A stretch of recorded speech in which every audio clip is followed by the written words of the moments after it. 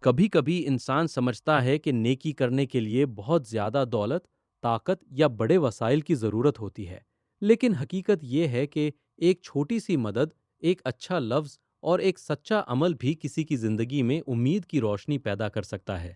یہ کہانی ہے ایک ایسے بچے کی جس نے اپنی چھوٹی سی نیکی سے یہ ثابت کر دیا کہ اللہ کے نزدیک نیکی کی قدر اس کے حجم سے نہیں بلکہ نیت سے ہوتی ہے۔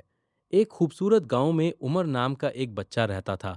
عمر خوش اخلاق، نرم دل اور اپنے والدین کا فرمان بردار تھا۔ اس کی والدہ اکثر اسے نصیحت کیا کرتی تھیں، بیٹا ہمیشہ یاد رکھنا، نیکی کبھی چھوٹی نہیں ہوتی۔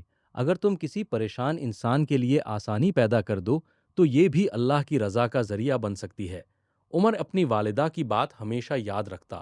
ایک دن عمر اسکول سے واپس آ رہا تھا۔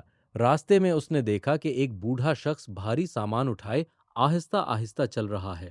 وہ بار بار رک کر سانس لے رہے تھے۔ عمر فوراً ان کے پاس گیا اور ادب سے بولا، چچا جان، آپ پریشان نہ ہوں، میں آپ کا سامان گھر تک پہنچا دیتا ہوں۔ بوڑھے شخص نے مسکرا کر کہا، بیٹا اللہ تمہیں خوش رکھے، میرے لیے یہ سامان اٹھانا واقعی مشکل ہو رہا تھا۔ عمر نے سامان اٹھایا اور ان کے ساتھ چل پڑا۔ کچھ دیر بعد وہ بوڑھے شخص کے گھر پہنچ گئے۔ بوڑھے شخص نے خوش ہو کر عمر کو کچھ رقم دینا چاہی، لیکن عمر نے ادب سے ہاتھ پیچھے کر لیا۔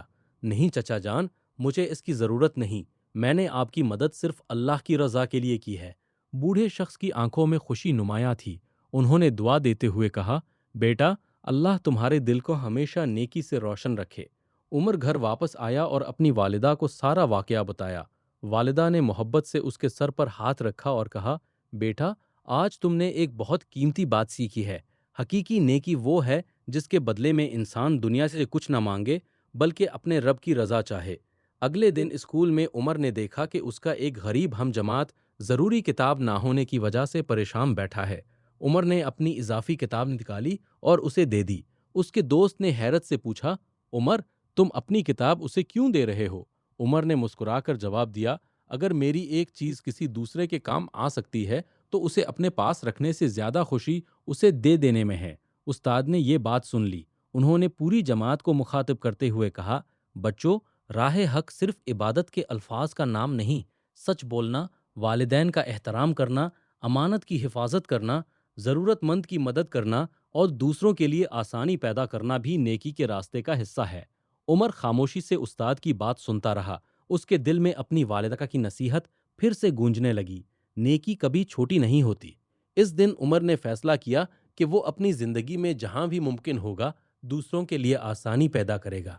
ہمیں نیکی کرنے کے لیے امیر یا طاقتور ہونے کی ضرورت نہیں۔ کسی کی مدد کرنا، کسی اداس انسان کو تسلی دینا، والدین کی بات ماننا، سچ بولنا اور کسی کے لیے آسانی پیدا کرنا بھی عظیم نیکی ہو سکتی ہے۔ یاد رکھیں، ایک چھوٹی سی نیکی اللہ کے ہاں بہت بڑی بن سکتی ہے۔ اس لیے آج سے عہد کریں، ہم جہاں بھی ہوں گے نیکی کا موقع تلاش کریں گے اور ہر اچھے کام کے ذریعے اللہ کی رضا حاصل کرنے کی کوشش کریں گے۔ یہی ہے راہ حق اور یہی ہے حقیقی کامیابی۔